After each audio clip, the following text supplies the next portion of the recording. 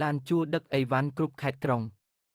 យើងខ្ញុំមានសេវាកម្មឡានជួលគ្រប់ប្រភេទខាងយើងខ្ញុំមានទទួលដឹកជញ្ជូននៅសម្ភារៈនានាដែលមានដូចជាសម្ភារៈរើផ្ទះការិយាល័យបន្ទប់និងសម្ភារៈនានាតាមតម្រូវការរបស់បងប្អូនបន្ថែមពីលើនេះខាងយើងខ្ញុំទទួលដឹកជញ្ជូនទូទាំងខេត្តក្រុងក្នុងប្រទេសកម្ពុជាដោយមានបទពិសោធន៍យូរឆ្នាំតម្លៃសមរម្យសម្រាប់បងប្អូនហើយមានកម្មករសម្រាប់លើកសម្ភារៈនានាដែលមានបទពិសោធន៍ច្បាស់លាស់មានទំនួលខុសត្រូវខ្ពស់សម្រាប់ព័ត៌មានបន្ថែមសូមទំនាក់ទំនងមកកាន់លេខទូរស័ព្ទ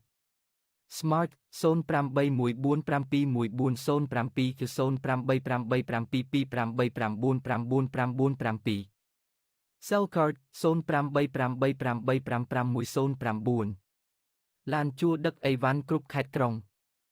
យើងខ្ញុំមានសេវាកម្មឡានជួលគ្រប់ប្រភេទខាងយើងខ្ញុំមានទទួលដឹកជញ្ជូននៅសម្ភារៈនានាដែលមានដូចជាសម្ភារៈរើផ្ទះការិយាល័យបន្ទប់និងសម្ភារៈនានាតាមតម្រូវការរបស់បងប្អូនបន្ថែមពីលើនេះខាងយើងខ្ញុំទទួលដឹកជញ្ជូនទូទាំងខេត្តក្រុងក្នុងប្រទេសកម្ពុជាដោយមានបទពិសោធន៍យូរឆ្នាំតម្លៃសមរម្យសម្រាប់បងប្អូនហើយមានកម្មករសម្រាប់លើកសម្ភារៈនានាដែលមានបទពិសោធន៍ច្បាស់លាស់មានទំនួលខុសត្រូវខ្ពស់